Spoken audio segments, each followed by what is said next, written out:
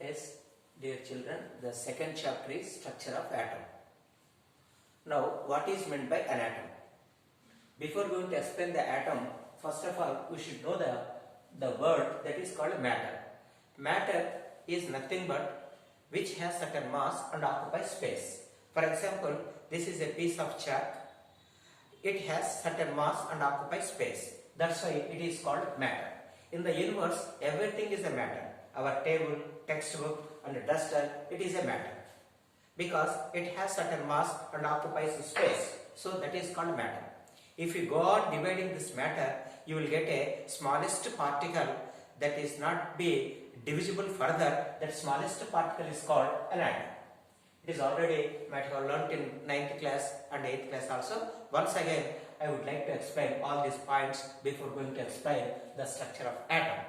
That is, atom is a indivisible particle, smallest particle. Later on, some experiments proved that the atom is a divisible particle. From the atom, nearly 100 particles coming out, 100 particles. Among 100, only 3 particles are constant. The 3 particles are called subatomic particles. They are also called elementary particles. Elementary particles or subatomic particles are fundamental particles. They are electron, E minus, proton and also neutron.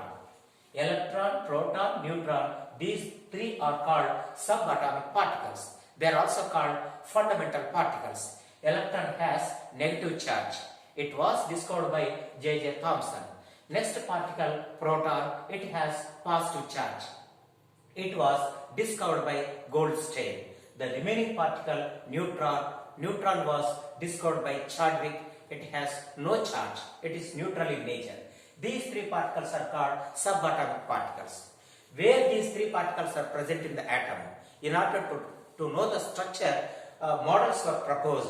The first atomic model was proposed by J.J. Thomson. So that is called Thomson's atomic model. J.J. Thomson.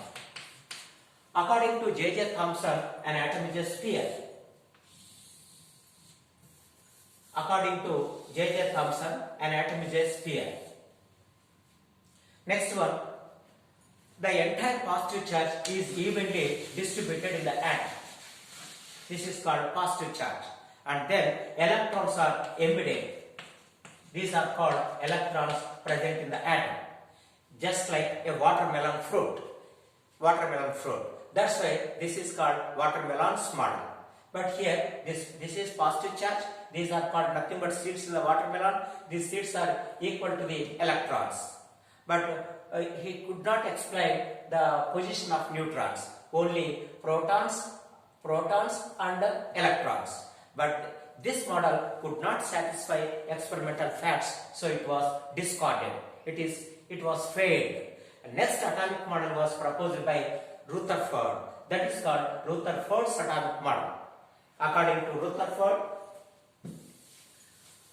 an atom is a sphere.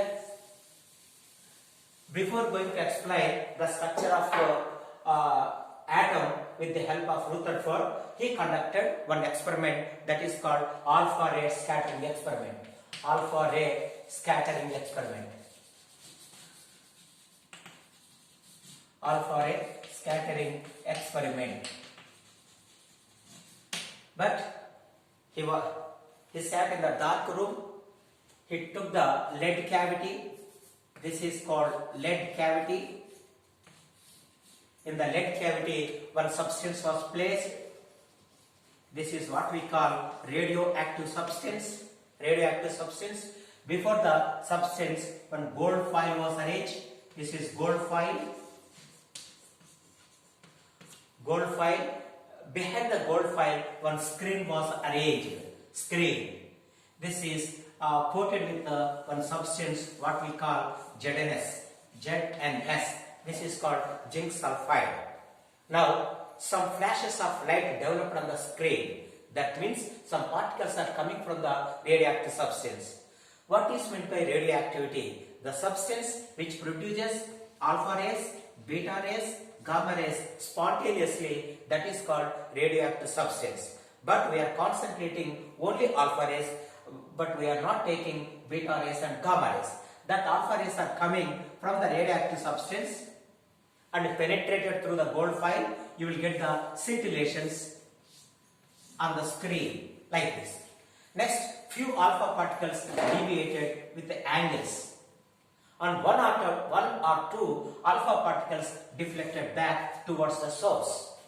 These are the main observations observed by our Rutherford while sat in the dark room. This is the lead cavity, lead symbol Pb. In the lead cavity, one substance was placed that is called radioactive substance designated by Ra, radium. Before radium, gold foil was arranged. Behind the gold foil, one screen that is called ZNS screen. On that screen, you will observe the flashes of light. But this is the main observation.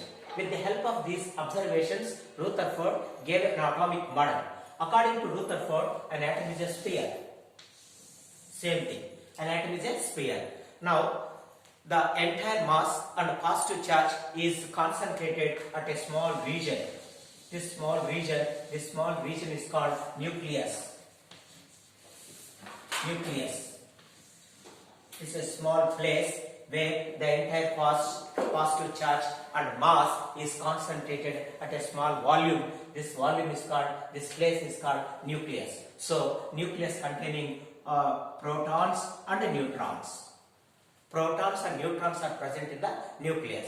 What about electrons? Electrons are revolving around the nucleus. Electrons are revolving around the nucleus. Just like planets are revolving around the sun, here also electrons are revolving around the sun. So this is called solar atomic model. Solar atomic model. These electrons are also called planetary electrons. But here it was also failed because here the nucleus has positive charge, whereas electrons have negative charge. There is an attraction between protons and electrons. When electrons are dropped into the nucleus, it will be collapsed. But this is not happening. That's why there are some drawbacks in the Rutherford's atomic model. Next, these drawbacks were rectified by next scientist, what we call Niels Bohr. That's why that is called Niels Bohr atomic model.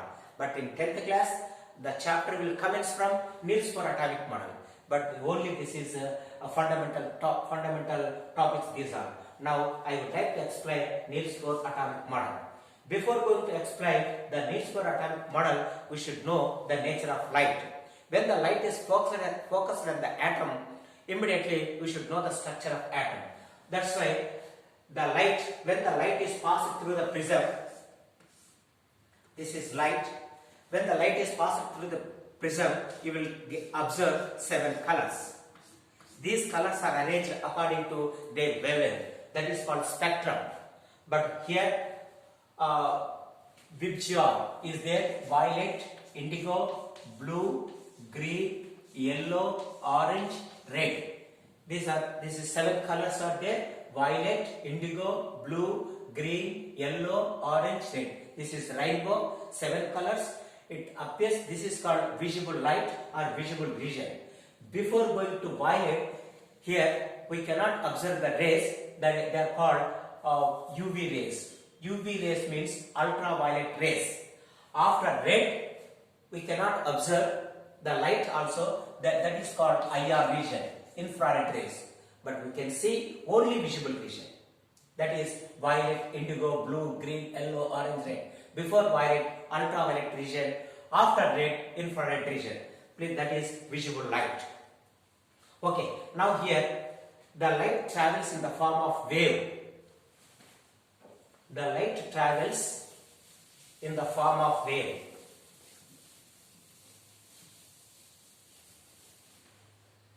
That is, wave means this is crest, this is trough, again crest, again trough. This is called in the form of wave. The light travels in the form of wave. This is crest, this is trough, like this. But this wave has 2 fields. One is electric field and another one is magnetic field. Both fields are present in the wave. But the strengths are equal, but they are working in opposite direction. Now here, this is crest. What are the characteristics of the wave? Only I am explaining 2 points. Number 1, wavelength. Number 2, frequency. Wavelength and frequency. Now, the distance between first crust and second crust. This is the distance. Here, the distance between the 2 crusts is called wavelength, or the distance between 2 troughs. This is also called wavelength. Between 2 crusts or between 2 troughs. But this is successive, side by side. We are not taking this crest and this crest only side by side. This is called successive. Now, what is wavelength? Wavelength. Wavelength means it is defined as the distance between 2 successive crests or between 2 successive troughs is called wavelength. Wavelength is denoted by letter lambda. Next one, what is meant by frequency? Frequency means we have to take a fixed point, the number of wave peaks that are crossed through the fixed point in 1 second. That is called frequency. Frequency is denoted by letter nu. Please remember these 2 important characteristics of the wave. Number 1, wavelength. Number 2, frequency. What is wavelength? The distance between 2 successive crests or between 2 successive troughs is called wavelength. Now here, c is equal to nu lambda. C means velocity of light, or you can also write like this: nu lambda is equal to c. Now what is lambda? Lambda is equal to c by nu. C by nu. What is the formula for wavelength? Wavelength formula, wavelength lambda equals to c by nu. That is denoted by, that is measured in angstrom units. Wavelength is measured in angstrom units. First, wavelength definition. What is the formula for the calculation of wavelength? Lambda is equal to c by nu. C means velocity of light. Nu means frequency. That is over. Next, coming to the frequency. Frequency means you have to observe one fixed point. The number of wave peaks are crossing this fixed point in 1 second. That is called frequency. Frequency is defined as the number of wave peaks that cross through the fixed point in 1 second is called frequency. Frequency is denoted by nu. Nu is equal to c by lambda. Nu is equal to c by lambda. This is the formula. What are the units? Cycles per second or H. H-E-R-T-Z, or next one, cycles per second. This is information about the wave. And then we should proceed to the Niels Bohr's atomic model.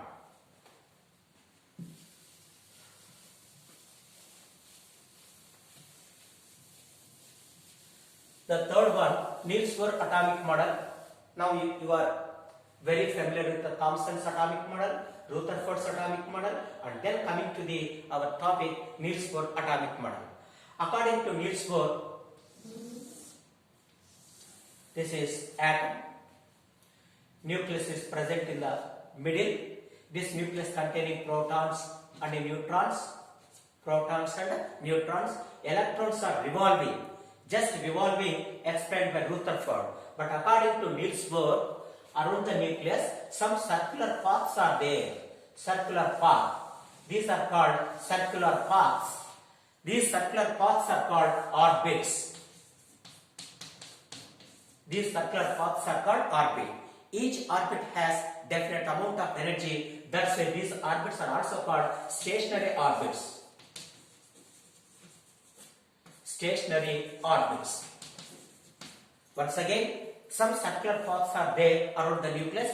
In these circular paths, electrons are revolving. These circular paths are called orbits. They are also called shells. They are also called energy levels. Shells or orbits. Now, electrons are revolving in these orbits. Now, this is numbered from the nucleus. This is number 1. This is number 2. This is number 3. Number 4. These are the orbits. As we move from nucleus to the outside, the energy of the orbit, the size of the orbit will increases. They are also designated in English alphabets, that is K, L, M and L. So electrons are revolving like this. Now this is higher energy levels, these are the lower energy levels. When electron jumps from higher energy level to the lower energy level, some amount of energy will be released. That is called emission. Emission takes place. Emission. When electron jumps from higher orbit to the lower orbit, or when electron jumps from higher energy level to the lower energy level, some amount of energy will be released. That is called emission of light. Emission takes place. Or when electron going from lower energy level to the higher energy level, some amount of energy will be absorbed. That is called absorption. Absorption. Please remember these two important words, emission of light and absorption. When absorption takes place? Absorption takes place when the electron going from lower energy level to the higher energy level. When emission takes place? Emission takes place when electron jumps from higher energy level to the lower energy level. That is the equation like this, E2 minus E1. This is higher energy level, this is lower energy level. That is equals to delta E. This is change in energy. Now this is important thing, KLNM, and then we will proceed to the drawbacks of Niels Bohr atomic model. This Niels Bohr atomic model can explain only the spectra of single electron atom. Single electron atom means atomic number of hydrogen is 1. Here only one electron is present. But he could explain the spectra of single electron atom. This Niels Bohr atomic model could not explain the spectra of multi-electron atoms. Multi-electron. Multi-electron atoms means you take lithium. Lithium atomic number 3, 3 electrons are there. You take beryllium. Beryllium atomic number 4, 4 electrons are there. But this model could not explain the spectra of beryllium or the spectra of lithium or helium like this. Because this model could explain only the hydrogen atom. Because it is containing single electron. This is the drawback of Niels Bohr atomic model. Next model, Sommerfeld's atomic model.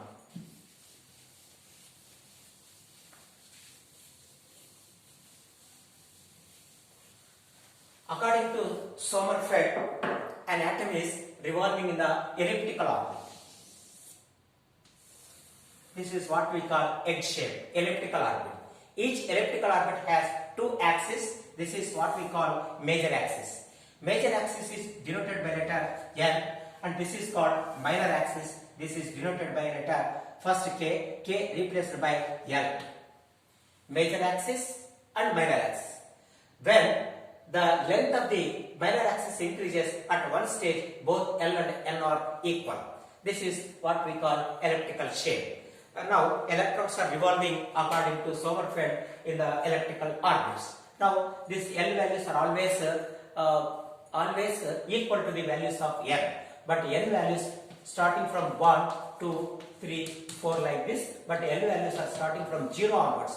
0, 1, 2, 3 up to the N minus 1. This is nothing but orbital quantum number or azimuthal quantum number. This is L. N indicates principal quantum number, whereas L indicates azimuthal quantum number or angular momentum quantum number. Now there are 4 quantum numbers. First of all, I would like to explain. This is what we call L is equal to 0, N is equal to 1. If N is equal to 1, L is equal to 0. Next, N is equal to 2, L is equal to 0 and 1. This is like this.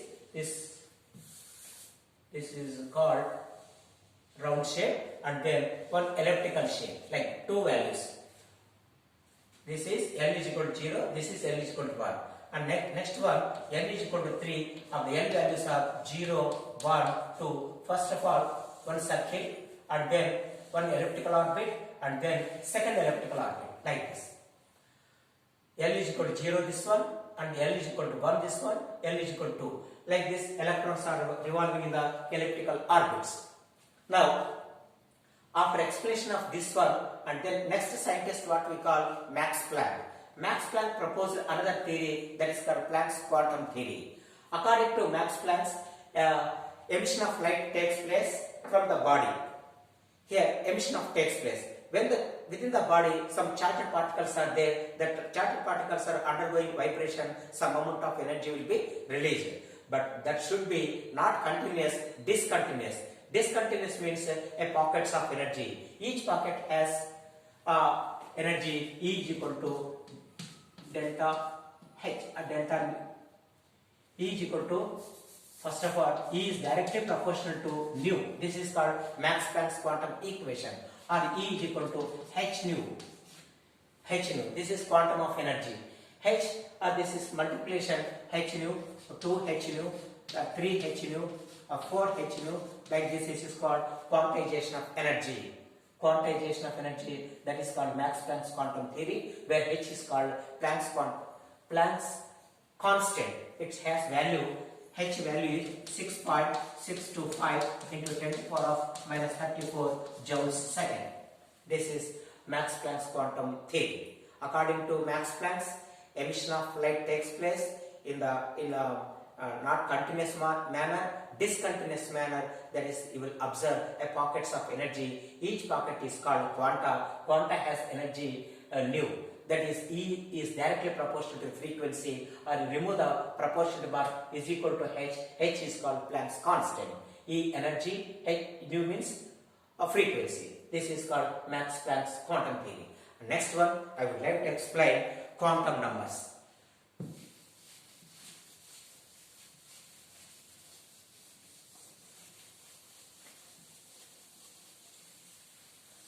In order to explain electron in the atom, in order to explain or in order to describe the electron completely in the atom, 4 quantum numbers were proposed.